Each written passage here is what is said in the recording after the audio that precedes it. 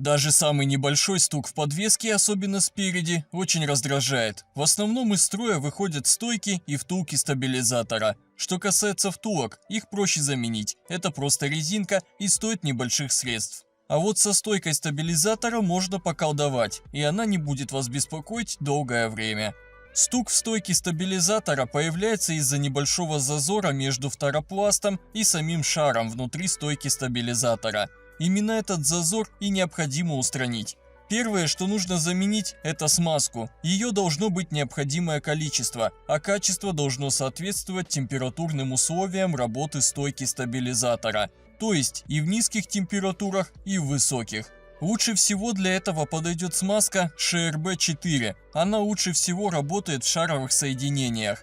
Если пыльник порванный, то его тоже необходимо заменить на новый. Если пыльник не порван, то можно очистить старый от грязи и старой смазки.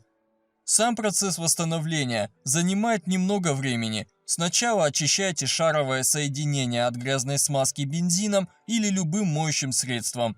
Далее забиваете новую смазку в обильном количестве. Можно воспользоваться шприцом, чтобы смазка попала под сам шар.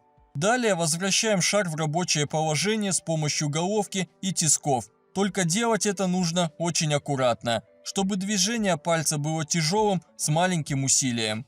Забиваем еще смазку сверху шара и ставим пыльник на место. Такие действия проделываем с обеими стойками стабилизатора и устанавливаем обратно на автомобиль.